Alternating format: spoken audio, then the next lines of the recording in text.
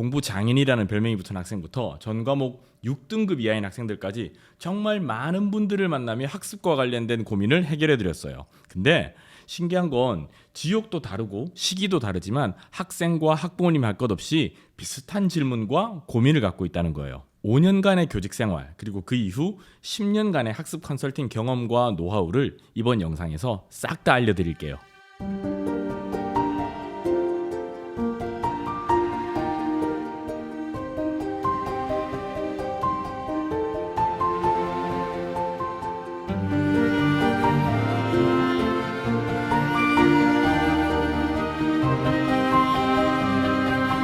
오늘 이 영상을 끝까지 보시면 앞으로 여러분의 공부가 완전히 바뀔 겁니다.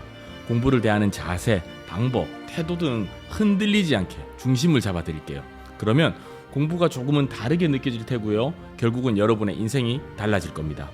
오늘 강의 내용 그대로 받아들이고 실행하면 6개월 이내에 성적에 변화가 올 겁니다. 장담합니다. 자, 그럼 시작하겠습니다. 한국 사람은 의심이 많아요. 아마 영상 보시는 분들 중에서도 뭔가 맛보기만 알려주고 나머지는 유료 결제 유도하는 거 아닌가? 컨설팅 받으라고 홍보하는 거 아닌가? 하는 의심의 눈초리로 보시는 분들도 분명히 있을 거예요. 근데 고백합니다. 그런 의도 전혀 없습니다. 그러면 왜 돈도 안 되는데 이렇게 특강으로 영상을 만들어서 무료로 공개하느냐? 힘들어서 그래요. 학생과 학부모님들을 상담하다 보면 하는 고민들이 다 비슷비슷해요. 고민이 비슷하면 그 해결책도 비슷하겠죠. 이걸 말과 글로 계속 반복해서 하다 보니까 너무 힘든 거예요. 마치 앵무새가 된 느낌? 아무튼 그랬어요. 그래서 아예 학습과 관련된 전반적인 내용을 정리해서 영상으로 만들어 올리는 게 좋겠다고 생각하게 된 거죠. 영상 재생 시간 확인하시면 아시겠지만 이번 영상은 진짜 특강입니다. 맛보기가 아니에요. 1시간 정도의 시간 동안에 공부와 관련된 중요하고도 기본적인 모든 내용을 담아보려고 합니다. 이 영상은 처음 보시는 거면 시간 여유가 있을 때 한 번에 다 보시는 걸 추천하고요. 그렇지 않다면 공유 누르셔서 주소 저장해 놓으셨다가 나중에 1시간 정도 시간이 되실 때 보실 걸 권해요. 만약에 2번째 이상 보시는 거라면 필요한 부분만 보셔도 되고요. 자, 이번 특강의 제목은 제대로 공부하는 방법입니다. 특강의 목적과 방향 먼저 좀 말씀드릴게요. 자, 우리가 병원에서 진료를 받는다고 생각해 봅시다. 어떤 병이 있어서 갔는데 A라고 하는 환자, B라고 하는 환자, C라고 하는 환자가 다 질병의 양상이 다른 거예요. 다 다른 병인 거예요. 그러면 그 각각에 대한 처방은 다 달라야겠죠. 그렇죠? 그런데 건강하게 사는 방법이라고 한다면 어떠한 환자라고 하더라도 아마 비슷한 답변을 주실 거예요. 그렇죠. 그래서 이번 특강의 목적과 방향도 역시나 마찬가지입니다. 학생 한 명 한 명의 어떤 특수한 상황을 고려해서 그 학생한테만 적용되는 그런 솔루션을 제공해 드리는 게 아니라요. 대부분의 모든 학생들에게 다 공통적으로 적용할 수 있는 그러한 방법에 대한 내용을 전달해 드리려고 하는 거예요. 우리가 학원에 너무 의존하면 안 된다. 그리고 인강은 어떤 식으로 들어야 된다. 필기는 어떻게 하는 것이 좋다. 계획을 세워서 공부하는 것이 좋다. 이러한 것들은 알고 있지만 한 발 더 나가서 그것들을 어떻게 하는지를 알려주는 것은 많지 않습니다. 그렇죠. 그래서 이번 영상에서는 그러한 내용들을 조금은 더 구체적으로 알려드리려고 합니다. 자, 오늘 강의의 순서예요. 공부와 관련된 마인드 셋업, 마음가짐에 대한 내용을 먼저 얘기할 거고요. 이거는 학생과 학부모님들이 같이 들으시면 좋은 내용, 그리고 학생들이 특히나 더 들어야 되는 내용들 이렇게 좀 구분을 해봤고요. 그리고 나서 학습 전에 알아두어야 될 내용들, 학습의 환경 설정이라든지 아니면 학습의 가장 기초적인 부분에 대해서 이야기해 보도록 하겠습니다. 그리고 세 번째는 학습 내용의 인풋, 우리 머릿속으로 집어넣는 것에 대한 이야기를 좀 할 거고요. 그 다음으로는 학습 내용의 아웃풋, 머릿속에 있는 지식을 머리 바깥으로 꺼내는 그러한 과정에 대한 이야기를 좀 말씀드리도록 하겠습니다. 그리고 5번째로는 주요 과목, 국어, 영어, 수학, 사회과학 과목들을 어떤 식으로 접근하고 공부하면 좋은지 그 기본을 좀 잡아드리도록 하고요. 마지막 6번째는 잔소리긴 하지만 공부에는 분명 도움이 되는 이야기를 좀 드리도록 하겠습니다. 자, 지금부터 말씀드리는 이 마인드 셋업은 어떻게 받아들이면 이거 잔소리처럼 느껴질 수도 있어요. 그런데 제가 봤을 때 오늘 특강에서 가장 중요한 부분이 마인드 셋업입니다. 이 마인드 셋업만 제대로 이해하고 받아들여도 분명 효과를 볼 수 있을 거예요. 그러니까 조금 지루하고 잔소리 같다고 여겨지더라도 참고 들어주세요. 자, 우선 이런 이야기 먼저 좀 드리도록 할게요. 제가 만났던 상담했던 상당수의 학생들의 문제점은 학습 의욕, 학습 동기가 지나치게 낮다는 것이었습니다. 그런데 그런 말 있잖아요. 소를 물가에까지는 데려갈 수 있지만 물을 먹이게 할 수는 없다. 이런 이야기는 많이 들으셨죠. 부모님들 입장에서 세상을 먼저 살아봤더니 이런 선택을 하는 것이 더 좋았다라고 하는 게 생각되실 거예요. 그래서 나의 사랑하는 내 자녀만큼은 내가 했었던 이러한 실수를 반복하지 않았으면 하는 생각에 옆에서 여러 가지 조언을 해주셨을 겁니다. 그런데 학생들 입장에서는 이 조언이 약간 잔소리, 강요 이렇게 받아들여지기도 합니다. 그래서 이렇게 강요된 내용들은 결코 학습 의욕, 학습 동기로 이어지지 않습니다. 입시를 앞둔 학생과 학부모님들을 상담하다 보면 학생과 학부모 간에 가장 많은 의견 대립이 보이는 것이 어떤 대학, 어떤 학과를 갈 것이냐에 대한 내용이에요. 그런데 부모님들 중에 안 그러신 분들도 계시겠지만 꽤나 많은 분들이 머릿속에 생각하는 특정 대학의 이미지만 가지고 그 대학을 강요하세요. 그리고 또 특정 대학의 이미지만을 가지고 폄하하기도 하고요. 가령 예를 들어서 각 대학에 사실 서열이라고 하는 게 공식적으로 있진 않지만 암암리에 우리는 대학 서열을 좀 줄 세우기를 하잖아요. 그런데 부모님들이 학교를 다니셨던 시절에 그 대학의 이미지와 현재 그 대학 학생들과 입시 업계에서 특정 대학의 서열을 결정짓는 그 서열은 조금은 차이가 있어요. 학과에 대한 것도 마찬가지예요. 어떤 학생들이 어떤 A라고 하는 학과에 가고 싶다라고 하면 부모님 입장에서는 그 학과가 비전이 있을까를 이제 계속 떠올리시는 거죠. 그런데 많은 학생들을 대학에 입학시키고 또 그 학생들이 졸업하는 것까지를 지켜보는 입장에서 봤을 때는 대학의 서열과 학과의 중요성은 딱 고1, 2, 3 이 시기까지만 그걸 중요시 여기고 따져요. 막상 대학에 들어가고 거기에서 어떤 활동을 하고 자격증을 취득하고 졸업을 하고 취업을 하게 되는 상황이면은 그 입학 당시만큼 학교의 어떤 서열이라든지 학과의 중요성 이런 것들을 따지는 게 훨씬 덜 합니다. 이건 분명 일종의 환상이고 신기루예요. 가령 예를 들어서 인문계열 같은 경우는 서연고, 서성한, 중경외시, 건동홍숙, 국숭세단 이런 식으로 쭉 학생들 사이에서 학생과 학부모님들 사이에서 학교의 레벨이 정해져 있잖아요. 그런데 이게 꼭 절대적이지는 않다는 거죠. 막상 들어가서 학교 생활을 해보면 그리고 다양한 활동들을 하고 졸업을 앞두고 취업을 하게 되면은 사실 요즘같이 블라인드로 취업을 하고 이런 시대에는 더더군다나 대학교 자체의 어떤 그 학교에 입학했다는 자체만으로 뭔가 취업에서도 어드밴티지가 있고 그렇지는 않습니다.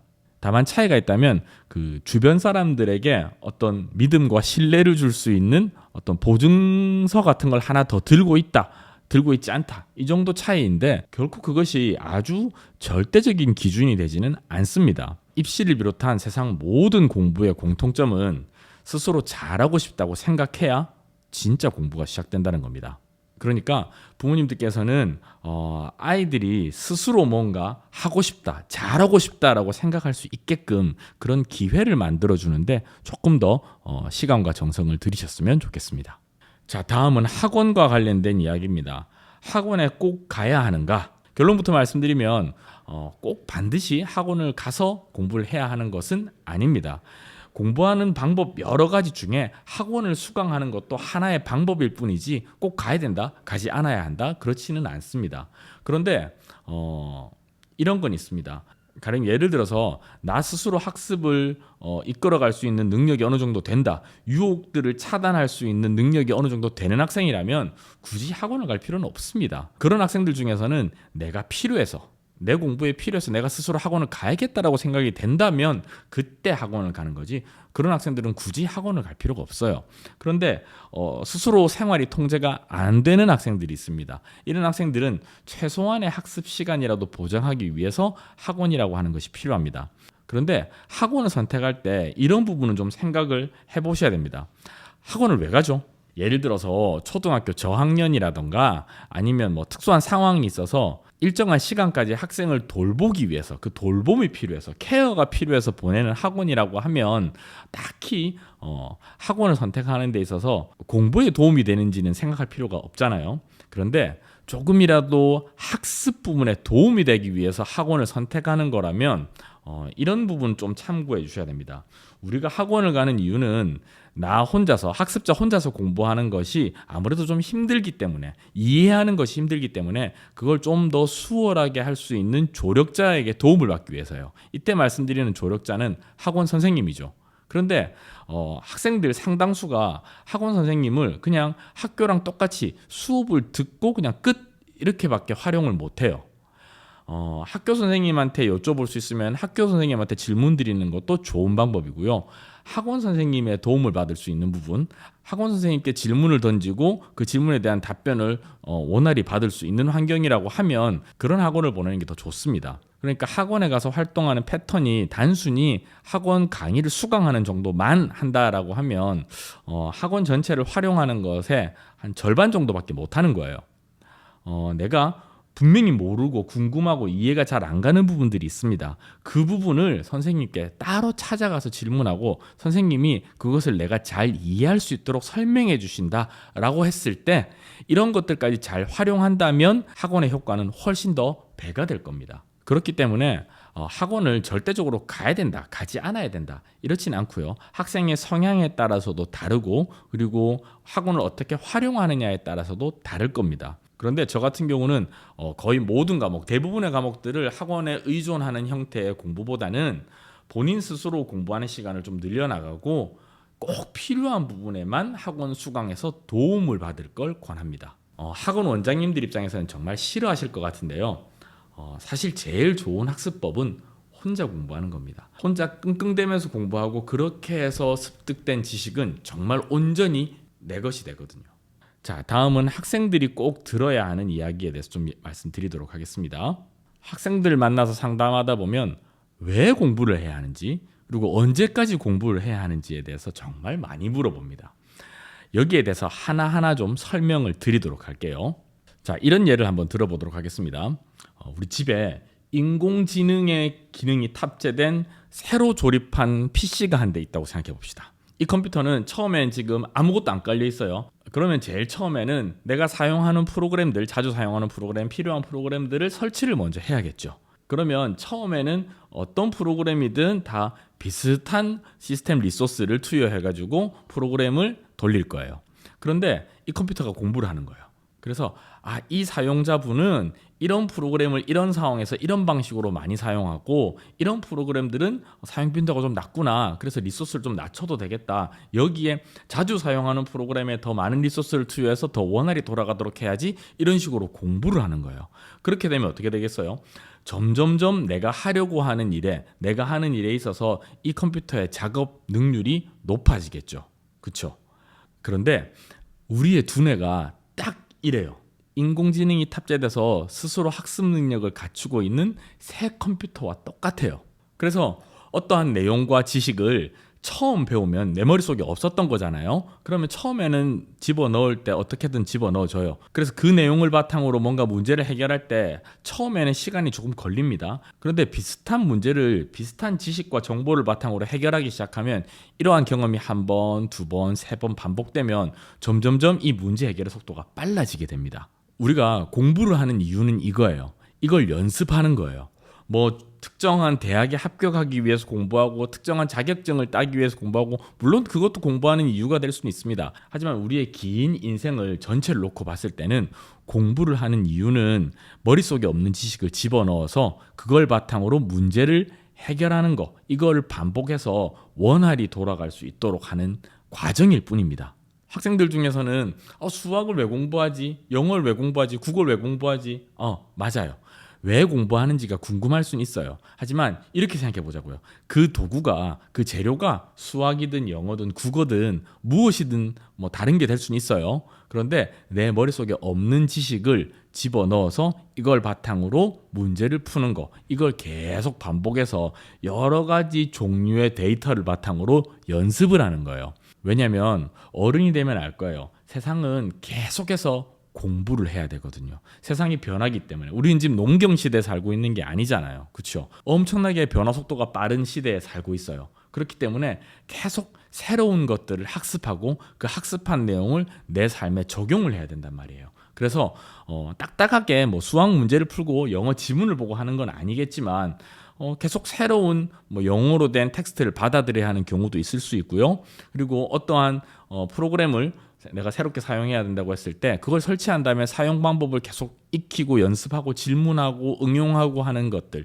이것들이 보면 큰 틀에서 보면 공부예요. 그래서 정말 안타깝지만 공부는 죽을 때까지 해야 되는 겁니다. 물론 부모님들께서는 뭐 좋은 고등학교, 좋은 대학교에 가기 위해서 일단 공부를 해야 된다라고 말씀하시죠. 맞습니다. 그것도 맞아요. 그것도 하나의 이유가 될 수는 있어요. 하지만 궁극적으로는 내 머릿속에 없는 지식을 집어넣고 필요할 때마다 그걸 바탕으로 문제를 해결하는 능력을 점점 더 키우기 위해서 우리는 공부라는 걸 하는 것입니다. 그렇기 때문에 공부는 죽을 때까지 해야 되는 거고요.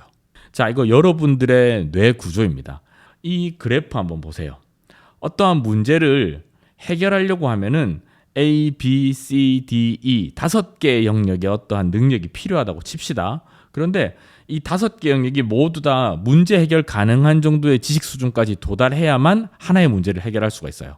그런데 A, B, C 영역 그리고 E 영역 같은 경우는 아직 한참 좀 모자라요. 정도의 차이는 있지만 이 부분을 채워야 문제를 해결할 수 있고요. D 영역 같은 경우는 현재 상황에서도 문제 해결이 가능한 정도의 지식 수준을 갖추고 있는 거죠.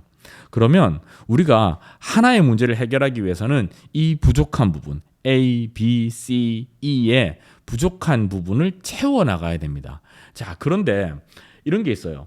학생들 스스로가 내가 이 문제를 해결하기 위해서 어떤 영역에 어떤 능력이 부족한지를 몰라요. 그렇죠? 그렇기 때문에 그걸 파악하는 것부터가 공부의 시작일 거예요. 그 다음에 부족한 부분들을 하나씩 채워나가야겠죠.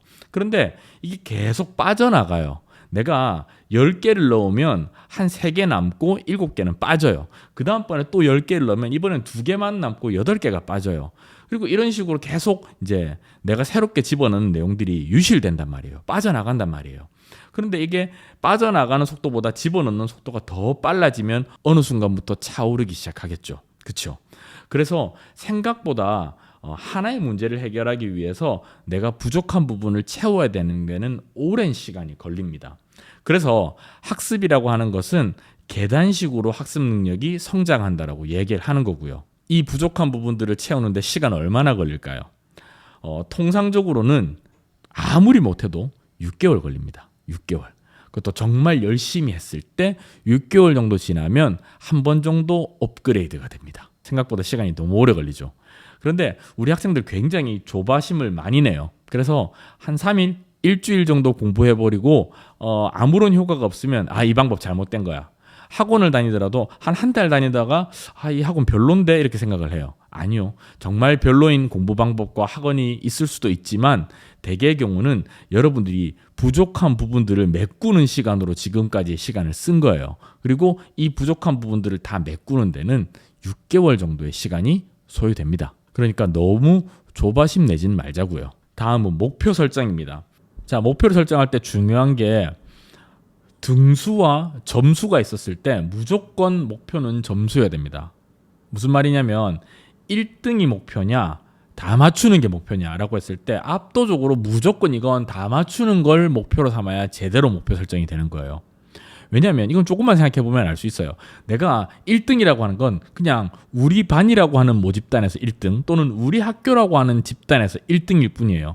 그 말은 무슨 말이냐면 좀 더 모집단의 규모가 커지면 내가 1등이 아닐 확률이 높아져요. 그런데 다 맞추는 걸 목표로 해서 내가 이 시험에서도 다 맞추고 저 시험에서도 다 맞췄다라고 하면 모집단이 아무리 넓어진다고 한들 그 시험에서 다 맞추면 결국은 내가 1등을 하게 될 확률이 높아지는 거죠. 그렇기 때문에 학생들에게 어떤 목표를 설정할 때 어디에서 1등하는 거 목표 그건 중요하지 않습니다. 그냥 탁월하게 압도적으로 잘하는 거, 다 맞추는 거, 그 학습 내용을 온전히 완전히 마스터하는 거, 완전 학습을 목표로 공부하는 것을 추천해 드립니다. 흔히 목표 설정과 관련해서는 적당한 수준의 목표를 세워라 이런 얘기는 잘 없어요. 크게 두 가지로 나뉘어요.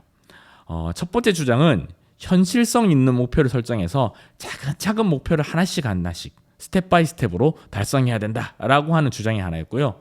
또 하나의 주장은 목표는 약간 무리라고 생각될 정도로 크고 아주 원대하게 세워야 된다라고 주장하는 사람들도 있습니다. 두 가지 주장 다 틀리지 않아요. 사실 이 두 가지 주장 다 자기계발 서적 중에 굉장히 전 세계적으로 많은 사람들에게 읽힌 베스트셀러 책에 나오는 내용들이에요. 그런데 신기하죠. 전혀 다른 목표와 관련된 전혀 다른 주장을 하고 있는 책인데도 이 두 권 모두 다 세계 많은 독자들의 선택을 받았다는 거. 여기에는 이런 비밀이 있습니다. 모든 사람에게 똑같이 적용되는 원칙, 법칙, 진리라고 하는 건 없어요. 특히나 이 목표를 설정하는 부분에 있어서는 더 그래요. 첫 번째 주장이 있죠. 현실성 있는 목표를 설정해서 차근차근 목표를 달성해야 한다. 이건 어떤 사람들에게는 정답이 될 수도 있습니다. 하지만 또 어떤 사람에게는 완전히 틀린 답이 될 수도 있습니다. 예를 들어서 학생 스스로가 뭔가 계획을 세우고 이 계획을 달성하는 힘이 좀 있다. 나 스스로를 잘 통제하는 편이다라고 하면 첫 번째 주장과 같이 차근차근 목표를 설정해서 하나씩 격파하면서 성공 경험을 반복하는 게 아주 큰 도움이 됩니다. 그런데 스스로가 봤을 때 계획을 세워서 실천하는 능력이 좀 부족하다. 그래서 작심삼일인 경우가 많다라고 한다면 아예 처음부터 목표는 무리라고 생각될 정도로 크고 원대하게 세우는 게 더 좋습니다. 왜냐하면 그래야만 거기에 걸맞는 행동을 하게 되고 그래야만 그보다는 좀 못하더라도 나의 능력치를 좀 뛰어넘는 결과를 만들어낼 수가 있는 거죠. 하지만 상당히 많은 사람들이 작심삼일의 패턴을 겪는 경우가 더 많아요. 그래서 특히나 학생들 같은 경우는 스스로를 좀 제어하고 통제하는 데 좀 미성숙하다 보니까 그래서 저 같은 경우는 두 번째 주장을 좀 더 학생들에게 많이 추천하는 편입니다.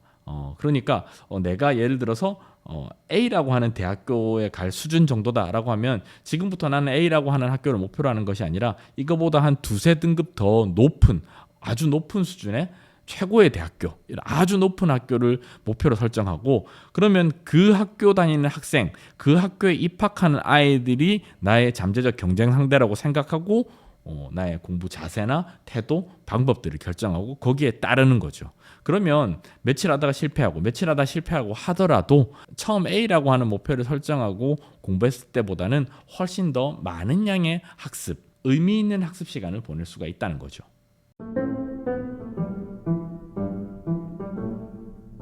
다음은 환경에 대한 이야기 좀 드리도록 하겠습니다.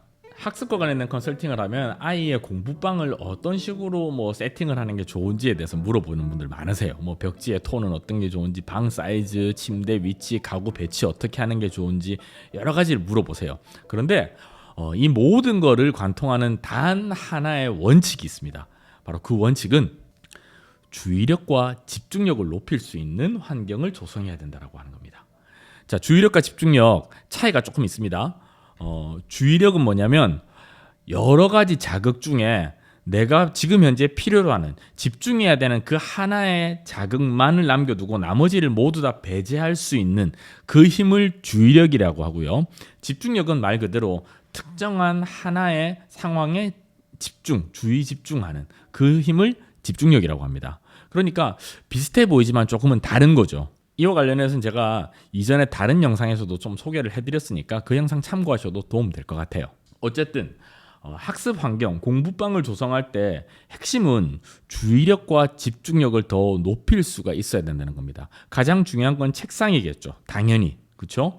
그래서 책상 같은 경우는 깔끔하게 아무것도 없는 게 제일 좋습니다. 책상 앞에 벽면에도 자주 암기해야 되는 꼭 외워야 되는 단어들 막 포스트잇으로 덕지덕지 붙여놓는데 다 떼고 목표로 하는 거, 내가 목표로 하는 격언이라든지 그거 하나만 딱 붙여놓고 나머지 다 떼는 게 좋아요. 특히나 노트북이나 태블릿 같은 거는 반드시 좀 치우셔야 되고요. 그리고 앞이나 옆에 책장이 있다라고 하면 책장은 가급적이면 옆 또는 뒤 이렇게 해서 눈에 안 보이는 곳에 놔두는 것이 좋습니다. 왜냐하면 내가 A라고 하는 과목을 공부하고 있다가 잠시 고개를 들거나 옆으로 이렇게 고개를 돌리거나 했을 때 책장에 꽂혀 있는 다른 과목의 책 또는 다른 색깔의 책이 보이면 거기에 주의가 분산이 돼요. 그러면 내가 집중하고 있던 것이 조금 더 전환되는 그런 효과가 있는 거죠. 이거는 사실 안 좋은 거예요. 그래서 가능하면 책장 같은 경우는 눈에 안 보이는 게 더 좋고, 어쩔 수 없다면 정면보다는 측면에 놔둬서 조금이라도 내가 공부하는 시각에서 좀 벗어나 있는 곳에 두는 것이 좋습니다. 그리고 책들 같은 경우도 아래쪽에, 눈에 보이지 않는 아래쪽에 놔둘 수 있으면 더 그게 더 좋고요. 그리고 뭐 장식한다고 피규어 같은 거 위에 놔두는 것도 추천하지는 않습니다. 깔끔하게 치우셔야 되고요. 그리고 침대 같은 경우는 당연히 눈은 안 보이는 곳 뒤에 있어야겠죠. 이런 건 지금 제가 여기서 하나하나 구체적으로 설명드리기보다는 딱 핵심, 주의력과 집중력을 높일 수 있는 환경이 가장 좋다. 그리고 그 방법은 인터넷 검색하면 엄청 많이 나올 테니까 그런 것들 참고해 주세요. 주의력 집중력에서 한 가지만 더 좀 조언을 드리자면 스마트폰이에요. 스마트폰이나 태블릿 PC와 같이 이런 스마트 기기들 있죠. 사실 어른들도 이 유혹을 끊어내기 힘듭니다. 아마 경험들 하셨을 거예요. 내가 A라고 하는 걸 하기 위해서 스마트폰을 들었어요.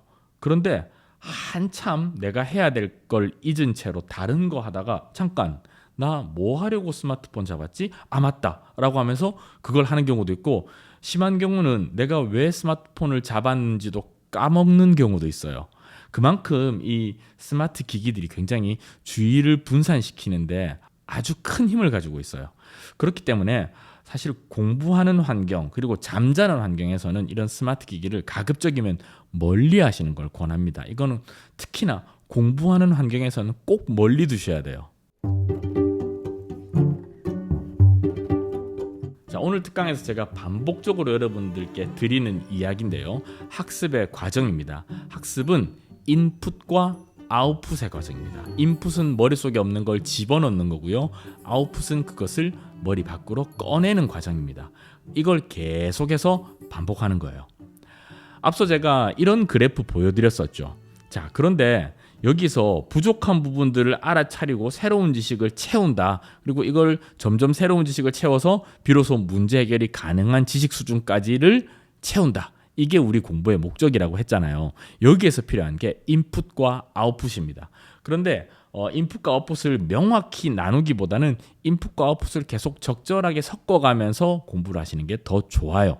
인풋과 아웃풋을 반복하다 보면 우리 두뇌가 알아차리게 됩니다. 먼저 우리 두뇌에서 부족한 부분을 알아차립니다. 그리고 그 부족한 부분을 인풋을 통해서 채우는 거예요. 그리고 이 인풋된 내용들을 바탕으로 해서 문제들을 해결하려고 하겠죠. 이렇게 문제 상황을 접하면서 내가 몰랐던 아직도 부족했던 부분들을 또 알아차리게 되고 그 부분을 다시 또 인풋해서 채워 넣습니다. 그렇게 해서 또 문제 상황을 맞닥뜨려서 점검해보고 또 부족한 부분을 발견해서 알아차리고 그것을 또 인풋으로 채워 넣고, 이걸 계속해서 반복하는 게 공부의 과정입니다. 그러니까 우리는 인풋과 아웃풋을 어떻게 할 것이냐만 제대로 알고 있어도 공부를 잘할 수 있다는 거죠. 자, 그럼 본격적으로 학습 내용의 인풋에 대해서 이야기해 보도록 하죠. 자, 먼저 공부를 잘한다는 것의 기준을 좀 명확히 할 필요가 있을 것 같아요. 많은 내용을 알고 있는 것도 공부를 잘하는 게 되고요. 어떤 문제를 잘 해결하는 것도 공부를 잘하는 게 됩니다. 하지만 우리가 일반적으로 지금 이 영상을 보고 있는 학생들 같은 경우는 시험이라고 하는 상황에서 평가를 받잖아요. 그 평가 결과에 따라서 공부를 잘하고 못하고가 나뉘잖아요. 그래서 저는 여기서 지금 제가 얘기하는 공부를 잘한다의 기준은 시간을 정해놓고 문제 상황을 접했을 때 머릿속에 있는 내용을 바탕으로 문제를 해결한다. 이걸 잘하는 능력을 공부를 잘한다는 것으로 하겠습니다. 아니, 그러니까 예를 들어서 시험 내내 어떤 문제를 봤는데 이 문제의 답이 알쏭달쏭 주관식인데 답이 알 듯 말 듯해요. 안 떠올라요. 그래서 결국 답 못 적었어요. 근데 집에 가는 길에 갑자기 그 답이 떠오른 거예요. 그러면 결국 내가 알고 있는 거잖아요. 그러면 머릿속에 많은 지식이 있다, 그리고 시간 제한이 없다라고 하는 기준이라면 나는 공부를 잘하는 거예요. 그 문제 아는 거예요. 그런데 정해진 시간 안에 그 문제를 풀지 못했다라고 하는 기준까지 적용하게 되면 나는 거기에 대해서 모르는 거고 지식이 부족한 거예요. 그렇잖아요. 그래서 지금 여기서는 정해진 시간을 정해놓고 내 머릿속에 인풋된 내용을 자유롭게 아웃풋한다. 이게 가능하다라고 하는 것을 공부를 잘한다라고 정의하도록 하겠습니다. 자, 공부의 함수입니다. 공부는 학습 능력 곱하기 학습 방법 곱하기 투입 시간의 함수입니다. 그러니까 이 세 가지만 적절히 조화를 이루어도 공부를 잘할 수 있습니다. 특강 끝. 이렇게 하면 안 되겠죠. 자, 학습 능력이라고 하는 건 개개인별로 차이가 있어요. 이건 인정해야 됩니다. 제가 지도하는 학생들 중에서도 특정한 특목고에 다니고 있는 아이들 같은 경우는 정말 머리가 좋아요. 공부 엄청 잘해요. 한 번 들으면 다 외워버리더라고요. 이런 학습 능력을 가지고 있는 경우도 있고, 반대로 또 어떤 아이들은 한 10번은 봐야 암기가 되는 아이들도 있습니다. 그래서 학습 능력이라고 하는 거는 개인별 편차가 존재해요. 그런데 공부 방법, 이러한 개인 편차를 고려해서 나한테 가장 잘 맞는 공부 방법을 찾는 거죠.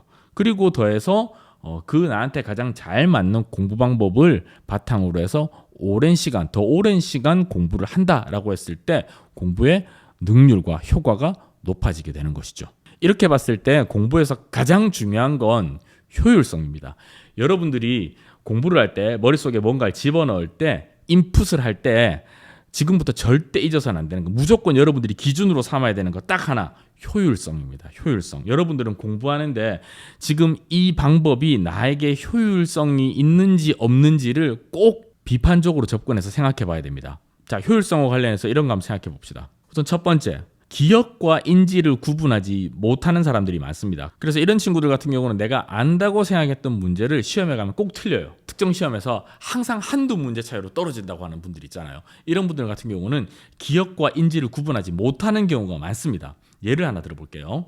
예를 들어서 집안에 짐 정리를 하다가 내가 한 5년, 10년쯤 전에 읽었던 잡지를 우연하게 찾은 거예요. 그래서 그 잡지 오랜만에 한번 읽어봐야지 라고 하면서 읽어봤는데 어떤 페이지를 넘기고 딱 그 다음 페이지 넘기자마자 그래, 이 광고, 그 광고의 내용과 어떤 그림, 문구 같은 게 한 번에 확 떠올라요. 그러면서 나 기억력 되게 좋다, 이걸 다 기억하고 있었네 라고 생각하고 다음 페이지 보는데 그 다음 페이지에 나오는 광고도 내가 딱 다 기억이 나는 내용인 거예요. 그 다음 페이지에 나오는 광고도 그래, 나 기억하고 있어, 이렇게 생각하는 거예요. 그런데 이건 엄연히 말씀드리면 기억이 아니라 인지예요. 인지. 내가 알아차린 거예요. 알고 있었다는 내용을 알아차린 거예요. 이게 기억이 되려고 하면 어떻게 해야 되냐면 다음 페이지 넘기기 전에 이 페이지에 이 내용이 나왔는데 다음 페이지에 어떤 광고가 나왔지 생각했을 때 그게 떠오르면 그건 기억이에요.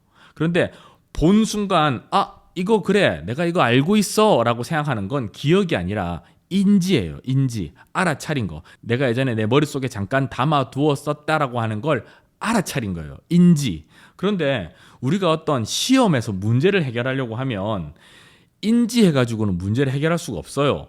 기억하고 있어야 문제를 해결할 수 있어요. 그러니까 이걸 시험에 예를 들면 똑같은 거죠. 시험 문제를 딱 봐요. 그러면 알아차린 거예요. 이 문장, 이 단어, 이 개념 내가 공부한 적이 있어. 이건 인지예요. 근데 내가 이걸 바탕으로 해서 이 문제를 쭉 읽었는데 관련된 개념들이 떠오르면서 오 개념을 찾아내고 관련해서 문제를 풀어낼 수 있다. 이건 기억이에요. 그래서 여러분들이 문제를 풀고 공부를 할 때 지금 내가 이거를 방금 봐서 인지하고 있는 건지, 예전에 공부했었던 적이 있었지, 예전에 이 내용 공부해봤었지 라고 인지하는 건지, 아니면 그 내용을 내가 그 개념을 머릿속으로 기억하고 있는 건지를 반드시 여러분들이 구분할 수 있어야 됩니다. 인지는 문제 해결에 도움이 되지 않습니다. 기억을 해야만 문제를 해결할 수가 있습니다. 자, 다음은 노트 필기입니다. 자, 지금 우리 효율성과 관련된 이야기를 하고 있죠. 공부의 효율성. 간혹 가다 보면 정말 노트 필기를 출판해도 될 정도로 잘하는 친구들을 만나게 됩니다. 그런데 안타까운 건 그렇게 열심히 필기한 것에 비해서 그 친구의 성적보다 그 필기를 빌린 친구의 성적이 더 좋은 경우가 꽤나 많다는 거죠. 이건 왜 이럴까요? 필기를 나중에 내가 복습하면서 내가 전체 자료를 다 꺼내서 내가 내 공부하면서 새로 필기를 한다. 이건 굉장히 좋은 방법이에요. 이건 아주 추천할 만한 방법입니다. 그런데 수업 시간에 수업 내용을 일일이 선생님 말씀하시는 거를 적어가면서 듣는다라고 하는 거는 오히려 이것은 주의력을 분산시키는 것밖에는 되지 않습니다. 그러니까 선생님의 말씀, 인강의 내용이 더 중요한 것이지 지금 내가 그 중요한 내용을 어딘가 적어놓는 게 중요한 게 아니에요. 그리고 사실 교과서나 참고서에 보면 내가 적어놓은 내용은 다 들어있어요. 그래서 수업 내용을 어디엔가 적는 건 이건 내가 뭔가 공부한다라고 하는 그 느낌을 느끼기 위한 그런 행동일 가능성이 높습니다. 공부할 때 선생님이 말씀해 주신 내용을 듣고 그 자리에서 이해하는 게 더 우선이지 필기를 그때그때마다 따라해서 선생님 말씀 하나도 놓치지 않고 다 적을 거야. 이건 오히려 주의력을 분산시키는 효과만 만들어낼 뿐입니다. 특히나 수업 중 필기는 선생님이 필기할 시간을 따로 주신다면 그때그때마다 필기를 하는 게 좋은데 그게 아니라면 굳이 따로 필기하실 필요 없습니다. 정말 그래도 내가 필기하고 싶다라고 하면 차라리 녹음을 하세요. 조그마한 녹음기를 사거나 아니면 뭐 스마트폰 녹음 기능을 이용해서 차라리 수업을 녹음을 하세요. 그리고 나중에 그걸 들으면서 내용을 정리해 보세요. 수업 시간에는 온전히 그냥 수업 내용에 집중, 선생님 말씀에 집중하는 게 가장 좋은 방법입니다. 자, 효율성과 관련해서 마지막 데드라인을 설정하는 겁니다. 중학생들을 예를 들어서 말씀드릴게요. 특정한 단어를 한 20개 정도 정해놓고 이걸 외우고 단어 시험 친다라고 했을 때 무한정 시간을 주는 것과 지금부터 딱 몇 분 시간 주고 시험을 치는 거, 둘 중에 어떤 게 더 학생들의 주의 집중력이 높을까요? 당연히 시간을 정해놓고 하는 것이 훨씬 더 높습니다. 그래서 우리는 모든 공부, 모든 활동에 이렇게 데드라인을 정해놓는 게 좋아요. 예를 들어서 수학 문제를 푼다라고 했을 때 이 문제를 그냥 되는 데까지 풀어보자라고 하는 게 아니라 오늘 이 페이지의 내용은 지금부터 30분 안에 다 푼다라고 시간을 정해놓고 시계를 앞에 놔두고 풀이를 시작하는 거예요. 그렇게 했을 때 훨씬 더 그 문제에 잘 집중할 수 있습니다. 여러분들 중에 아마 그런 거 느끼신 분들이 있을 거예요. 시험 문제 풀 때 공부한다라고 하는 느낌을 갖는 경우가 간혹 있어요. 그건 왜 그러냐면 시험은 시간이 정해져 있잖아요. 이 제한된 시간 안에 내가 굉장히 집중해서 문제에 접근하고 있기 때문에 그 상황이 마치 공부하는 그런 느낌이 드는 거죠. 어쨌든 효율성 측면에서 어떠한 공부를 한다고 하더라도 설령 시간이 무한정 많다고 하더라도 특정한 공부, 특정한 내용의 공부에는 데드라인을 정해놓는 것, 마감 시한을 정해놓는 걸 추천해 드립니다.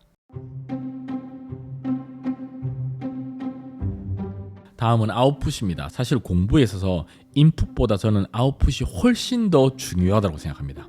여러분 설단 현상이라고 들어보셨어요? 제가 아웃풋의 중요성에 대해서 학생들한테 이야기할 때 꼭 이야기하는 게 바로 이 설단 현상이라고 하는 것입니다.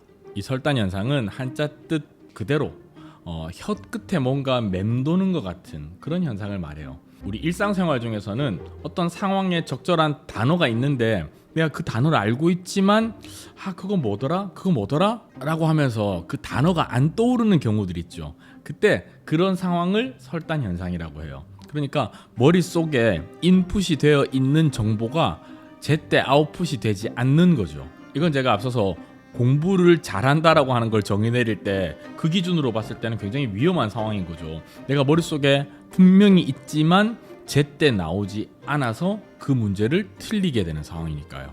그래서 적절하게 아웃풋을 반복적으로 연습하는 게 중요한 거예요. 자, 지금부터는 내 머릿속에 있는 지식을 바탕으로 아웃풋을 하는 공부 방법 중에 가장 좋은 몇 가지 공부 방법을 좀 알려드릴게요. 첫 번째는 설명하면서 공부하는 거예요. 이 공부 방법은 저 말고도 학습과 관련된 엄청나게 많은 다큐멘터리나 콘텐츠들에서 강추하는 방법입니다. 바로 내가 누군가에게 무엇을 설명하면서 공부하는 거예요. 이 설명하면서 공부하는 방법의 효과는 이런 겁니다. 우선 내가 무엇인가를 설명할 때 막히는 부분이 있어요. 그러면 그 부분은 내가 알고 있다라고 느꼈지만 실제로는 제대로 알고 있지 못하다라고 하는 것을 발견할 수가 있는 거잖아요. 그러니까 부족한 부분을 찾아내는 것도 좋은 공부 방법이고요. 그리고 학습에 있어서 가장 좋은 방법은 능동적으로 하는 거예요. 학습자 본인이 학습을 이끌어 나가는 경험이 가장 우리 뇌의 기억에 오래 남습니다. 그래서 그냥 설명을 듣는 것보다, 설명을 듣고 이해만 하고 끝내는 것보다 그 내가 이해한 내용을 다시 누군가에게 내가 설명을 해주는 것이 우리 뇌에 그 내용을 각인시키는 데는 훨씬 더 효과적인 거죠. 한 10여 년 전에 굉장히 우리나라 교육계에서 유행했던 게 유태인들의 공부 방법이라고 해서 알려졌던 하브루타라고 하는 방식이에요. 지금 사진에서도 보이듯이 학생들이 책을 놔두고 그냥 혼자 공부하는 것이 아니라 이 책을 함께 읽으면서 이 책에 대한 내용, 경전의 특정 부분에 대한 내용을 토론하는 거예요. 상대방의 생각과 그 생각에 대한 나의 생각을 더해서 또 얘기해보고 이렇게 주고받고 하는 것들, 질문을 만들어내고 그 만들어낸 질문에 대한 답을 또 생각해서 찾아내고 하는 그 과정 어때요? 굉장히 능동적인 학습이죠. 그런데 이게 항상 우리나라에 와서 좀 적용을 하다 보면 좀 변질되잖아요. 입시 위주로 변질되거나 아니면 이게 묻고 답하는 그것만 차용해 와서 꼭 이제 저녁 식사 테이블에서 아이한테 뭐 공부했는지 막 물어보고 뭐 이렇게 되는 거죠. 어쨌든 이와 유사하게 뭐 인형이 돼도 좋고 동생이 돼도 좋고 부모님이 돼도 좋고 친구가 돼도 좋으니까 누군가를 앉혀놓고 어떠한 사람이나 도구를 대상으로 내가 배운 내용을, 내가 공부한 내용을 다시 한번 가르쳐 보는 거예요. 그러면 자연스럽게 아웃풋이 되는 거죠. 그리고 또 많은 감각기관을 활용해서 아웃풋을 하게 되면 우리 두뇌에 더 잘 저장이 됩니다. 그래서 혼자 눈으로만 공부하고 머릿속으로만 생각하는 것이 아니라 말로도 한번 얘기해보고 연습장 같은 데 이렇게 적으면서 설명을 해보는 방식으로 하게 되면 그래도 좀 더 많은 감각기관이 학습에 지금 동원이 되게 되는 거잖아요. 아웃풋의 과정에 눈, 손, 뭐 여러 가지 감각기관들이 활용되잖아요. 이렇게 될 경우에 그 내용이 더 우리 뇌에 잘 남는다는 거죠. 자, 다음은 백지학습법입니다. 이거 정말 강추하는 공부법입니다. 뭐냐면 공부를 할 때 오늘 공부를 쭉 다 하면 그날 그냥 공부 다 했다 끝 하고 끝낼 게 아니라 항상 제일 마지막은 아무것도 안 적혀 있는 백지 연습장을 한 장 꺼내놓고 오늘 공부했던 내용을 쭉 한번 기억나는 내용들을 쭉 한번 다 적어보는 겁니다. 그런데 이건 아웃풋을 연습하기 위해서 쭉 적어보는 거지 뭔가 완벽하게 적고 검사를 받기 위해서 그런 것이 아닙니다. 처음에는 분명 잘 안 될 거예요. 하지만 그 잘 안 됐다는 말은 그만큼 내 머릿속에 없다는 겁니다. 학습을 시작하는 단계에서부터 오늘은 내가 공부를 하게 되면 공부 끝마칠 때 연습장에다가 공부했던 내용을 적을 거야 라고 하는 거를 마음속에 인지한 상태에서 마음에 담아둔 상태에서 공부를 시작하게 되면 분명 뭔가 적을 게 있을 거예요. 그래서 내가 이번 시간에 공부했던 내용을 한번 쭉 순서대로 적어보는 거예요. 어떤 개념은 어떤 것이 있고 이 개념의 의미는 무엇이고 개념의 예는 뭐가 있고 반대되는 개념은 뭐가 있고 이런 걸로 문제가 나왔었다라고 하는 것도 한번 적어보는 거예요. 그렇게 하다 보면 나는 분명히 다 공부했다, 머릿속에 다 있다라고 생각을 했는데 기억이 나지 않고 단 한 줄도 적지 못하는 부분들이 있습니다. 이거는 알아차리는 거죠.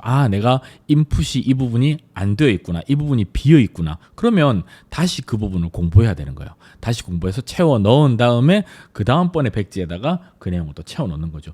이게 반복이 되면은 나중에는 책 전체의 내용이 다 머릿속에 있는 게 됩니다. 지난번 변리사 인터뷰 영상 보신 분들은 아시겠지만 1년 이상의 수험 기간이 필요한 그러한 시험에서 합격한 합격자들의 상당수는 이러한 백지 학습법을 반드시 활용하고 있습니다. 그러니까 여러분들도 여러분들의 공부에 이 백지 학습법을 꼭 적용해 보세요.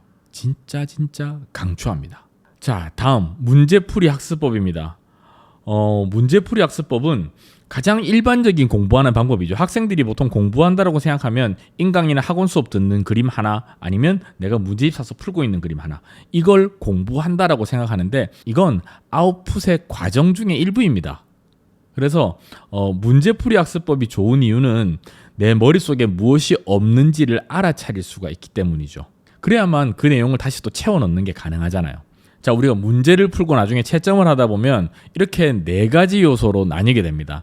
알고 맞힌 문제, 모르고 맞힌 문제, 그리고 알고 틀린 문제, 모르고 틀린 문제. 각각을 어떻게 접근해야 되는지 하나씩 좀 설명드릴게요. 먼저 알고 맞춘 문제입니다. 알고 맞춘 문제는 일단 기본적으로 내가 인풋도 잘 되고 아웃풋도 잘 된 결과예요. 그런데 이게 좀 솔직해질 필요가 있어요. 내가 100% 모든 개념을 다 알고 맞췄다라고 하면 넘어가도 돼요. 근데 그게 아니고 조금 애매하다라고 하면 다음번에 다시 한번 이 개념을 살펴볼 필요가 있는 문제입니다. 두 번째, 모르고 맞힌 문제. 이게 가장 좀 위험한 거죠. 공부를 보통 못하는 학생들의 경우에는 문제집 푸는데 채점했어요. 근데 내가 잘 몰라. 그런데 내가 이거 맞췄어. 그럼 그냥 넘어가 버려요. 이건 그 문제가 똑같은 문제가 시험에 나오는 게 아니라면 아무런 의미가 없습니다. 모르고 맞췄다라고 하면은 일단 틀린 것과 똑같다고 봐야 돼요. 그래서 해당 개념을 다시 한번 공부하는 거죠. 공부한 다음에 시간을 조금 두고 뭐 한 5일에서 일주일 정도 시간을 두고 다시 그 문제를 풀어봤을 때 그때도 정확하게 맞춰서 이게 내가 알고 맞춘 문제로 넘어갈 수도 있고요. 아니면 만약에 틀렸다라고 하면 알고 있다고 생각했는데 틀린 문제로 넘어갈 수도 있겠죠. 어디든 좀 구분을 하기 위해서 이 부분 모르고 맞췄다라고 하면 관련된 개념을 다시 공부할 필요가 있습니다. 세 번째, 알고 틀린 문제입니다. 알고 틀린 문제는 진짜로 내가 실수로 알고 있는 개념인데 적용을 잘못해서 실수로 틀렸다라고 하는 경우도 있을 수 있고요. 아니면 알고 있다라고 착각했는데 내가 알고 있다고 생각은 했는데 실제로는 제대로 알지 못해서 틀렸을 경우도 있습니다. 어찌되었든 틀린 문제이기 때문에 이 부분에 다루었었던 개념은 다시 한번 보셔야 됩니다. 그리고 만약에 실수로 틀렸다라고 하면 표시해 두었다가 며칠 뒤에 다시 한번 풀어보고 그때 맞추면 알고 맞춘 문제로 분류한 이후에 넘어가셔도 됩니다. 자, 그리고 가장 좋은 부분이죠. 모르고 틀린 문제. 내가 공부를 해서 머릿속에 해당 내용이 다 들어있다고 생각돼서 어떤 문제들을 풀었는데 그 중에서 전혀 몰랐던 부분이 나와요. 그러면 이 부분은 정말 다행인 겁니다. 이 부분은 그냥 무조건 공부해야 되는 거잖아요. 망설일 필요가 없어요. 이건 이 관련된 개념 다시 찾아보고 공부한 이후에 내 머릿속에 인풋하고 다음에 다시 풀어봐야 됩니다. 그래서 그때가 되면 알고 틀린 문제가 될 수도 있고 아니면 알고 맞춘 문제가 될 수도 있겠죠. 자, 아웃풋 3가지 공부 방법 여러분한테 설명드렸는데 눈치채신 분들도 계실 테지만 이 3가지 방법 모두 다 단순히 머릿속에 있는 내용을 꺼내는 데만 의미가 있지는 않습니다. 꺼내는 과정에서 내 머릿속에 알고 있다고 들어있다고 생각했지만 그렇지 않은 것을 발견하는 것도 이 방법들이 가지고 있는 장점입니다. 설명하다가 막히는 부분, 내가 설명이 잘 안 되는 부분도 모르는 걸 거고요. 백지를 그리는 것 역시도 마찬가지죠. 내가 잘 모르는 부분은 단 한 줄도 적을 수가 없을 겁니다.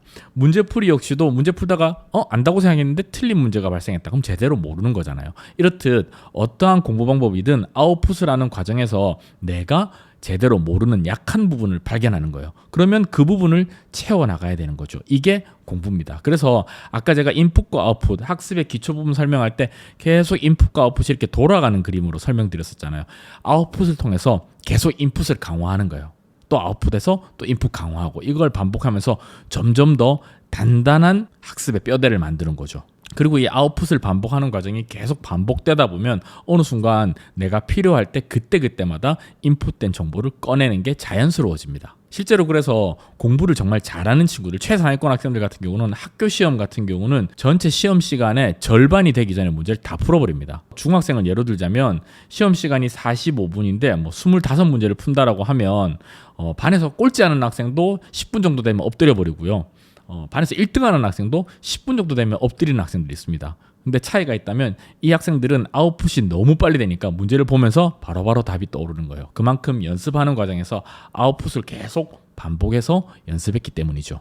그러니까 여러분들이 공부할 때는 아웃풋은 머릿속에 있는 걸 꺼내는 데만 집중할 것이 아니라 머릿속에 비어있는 부분, 내가 약한 고리, 그런 것들을 찾아내서 다시 인풋과 연결하는, 그렇게 계속 상호작용하는 이러한 과정으로 인식하시는 게 중요합니다.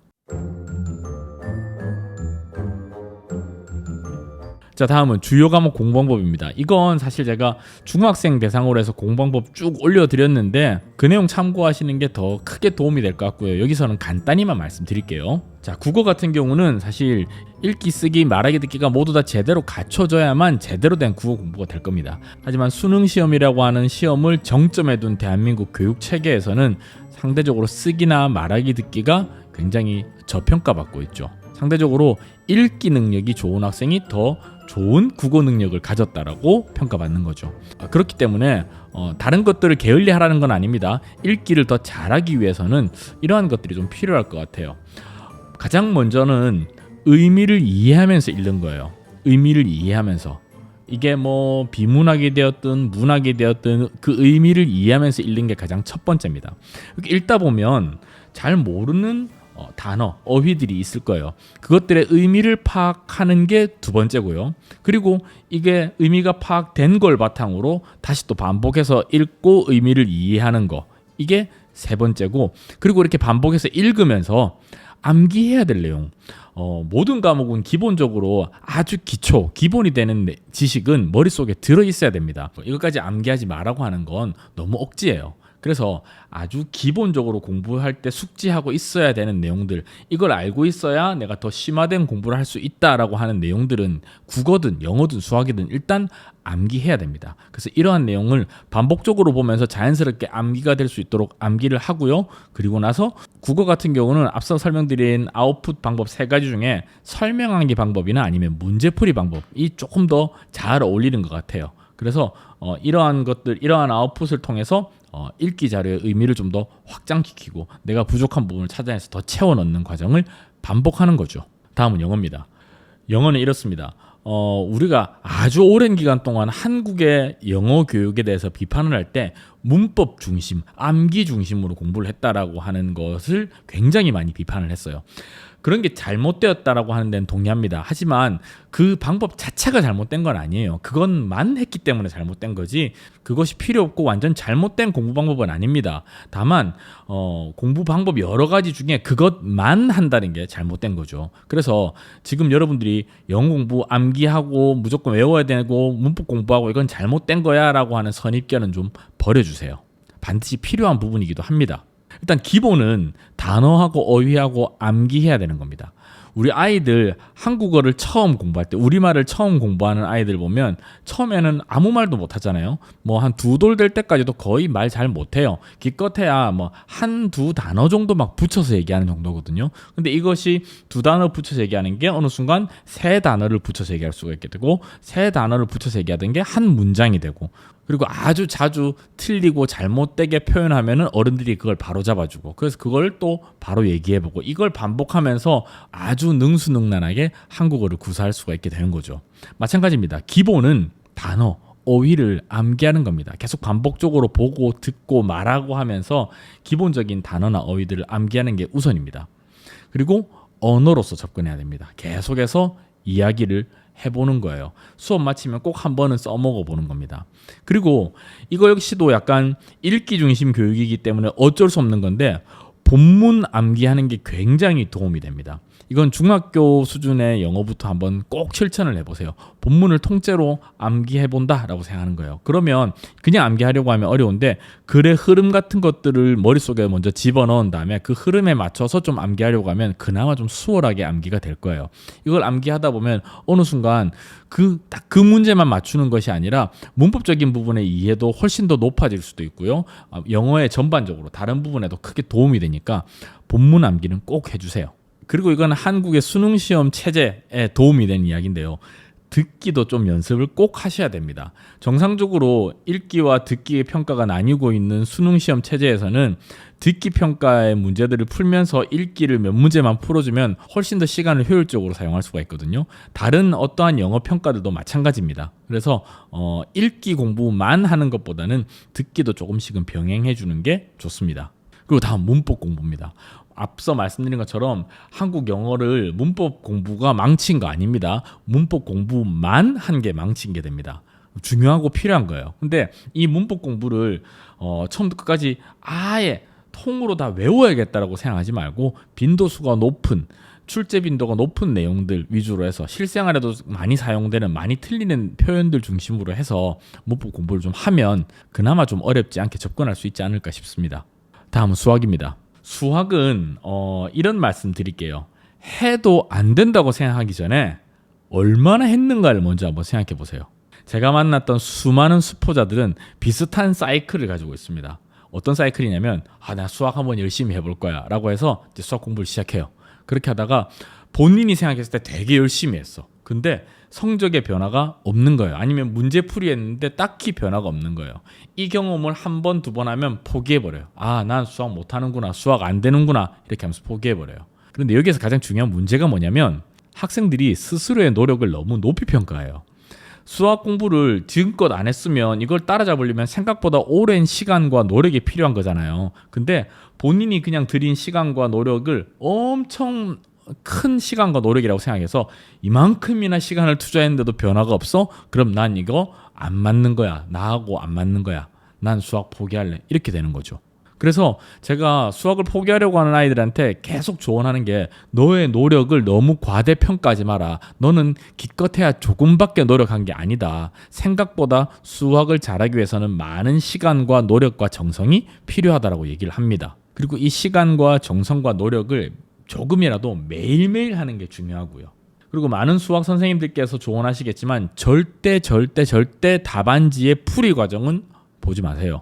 아무리 답답해도 그건 보는 게 아닙니다. 그렇게 되면 여러분들은 아까 말씀드린 인지와 기억을 착각하게 됩니다. 풀이 과정을 보면 내가 그거를 봤던 적이 있다, 공부했던 적이 있다라고 인지할 뿐인 것이지 그걸 내가 기억해서 문제를 풀어내는 게 아닌 겁니다. 그렇기 때문에 결코 풀이 과정은 보면 안 됩니다. 그리고 또 하나, 문제를 일단 많이 푸는 것도 중요합니다. 하지만 때로는 한 문제를 잡고 깊이 있게 푸는 것도 중요합니다.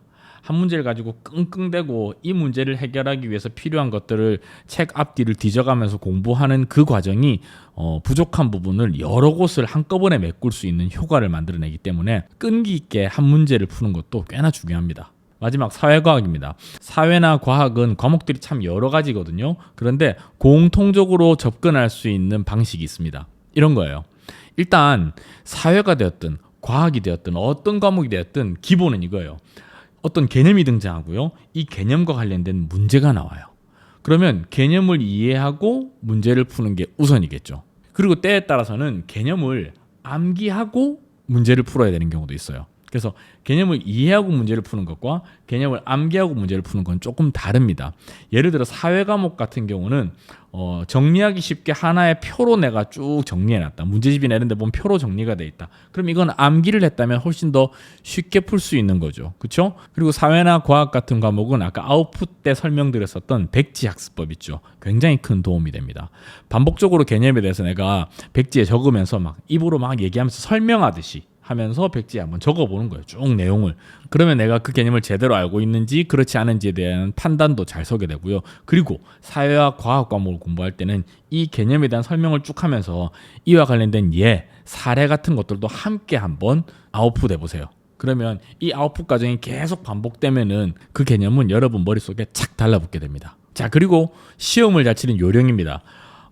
의외로 정말 많은 학생들이 교과서에 등장하는 표, 사진, 그림, 그래프들을 되게 대충 봐요. 그런데 그것들은 시험에 출제하기에 정말 좋은, 그리고 정말 내가 공부하고 있는 개념을 일목요연하게 한 방에 이해할 수 있도록 만들어진 자료입니다. 그렇기 때문에 그림, 도표, 사진, 그래프와 같은 자료들은 반드시 아주 깊이 있게 이해하고 암기해야 됩니다. 아시겠죠?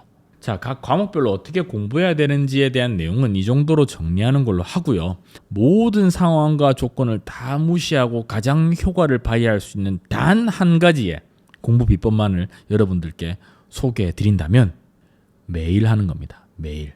스포츠 스타들 같은 경우에 이런 예시가 참 많습니다. 미국의 수영 황제, 인류 역사상 가장 위대한 스포츠 스타라고 하는 마이클 펠프스 같은 경우도 그렇고요. 우리나라 같으면 김연아 선수도 그렇겠죠.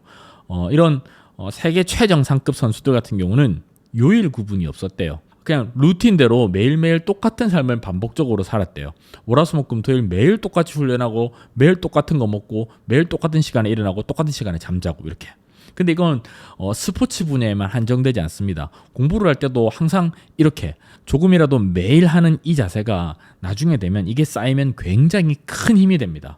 그렇기 때문에 내 주변의 모든 상황과 조건을 다 역전시킬 수 있는 단 하나의 공부 방법은 매일 하는 겁니다. 아시겠죠? 자, 마지막으로 공부에 도움이 되는 잔소리 몇 개 좀 하겠습니다. 먼저 스마트 기기는 가급적 좀 멀리 둬야 된다. 이건 부모님들은 다 찬성하실 거예요. 제가 드리고 싶은 말씀은 공부하는 순간, 그리고 잠잘 때 스마트폰은 무조건 멀리 두세요. 왜냐하면 이게 수면에 정말 안 좋아요. 자려고 해도 어른들도 내 머리맡에 스마트폰이 있으면 쓸데없이 수면 시간을 줄여가면서 쓸데없이 유튜브도 보고 인스타그램도 하고 SNS 여러 개 하고 이렇습니다. 근데 이러한 것들이 내 생활, 내 시간에 반드시 필요한 것이냐? 또 그렇지는 않거든요. 그래서 이런 거는 수면의 절대적인 양과 질을 줄이는 역할을 합니다. 그렇기 때문에 스마트 기기는 가급적 멀리 두세요. 방향을 잃습니다. 뭐 스마트폰을 이용해서 아니면 태블릿을 이용해서 학습하는 것들 있잖아요. 그런 것들도 사실은 주의력과 집중력을 방해하는 요소들이 많기 때문에 저는 그렇게 추천하지는 않습니다. 다음은 운동. 적절한 강도의 운동은 두뇌를 활성화시킨다라고 하는 건 이미 엄청나게 많은 인지심리학 분야의 연구 결과로 나와 있습니다. 격하지만 않으면 돼요. 뭐 일부 남학생들처럼 막 축구를 엄청 격렬하게 해가지고 막 땀 식히다가 보면 수업 시간에 잠들어 버리고 이런 게 아니라면 간단하게 체조하고 몸을 좀 움직여주고 한 15분 20분 정도 뭔가 좀 걷는다거나 이런 것들 있죠. 이런 거는 두뇌를 활성화시키는데 굉장히 큰 도움이 됩니다. 특히나 아침 시간대는 뇌가 활성화가 좀 부팅이 좀 천천히 되는 편이거든요. 이때 몸을 좀 움직여주는 활동을 하게 되면 간단한 운동을 하게 되면 뇌가 빨리 활성화됩니다.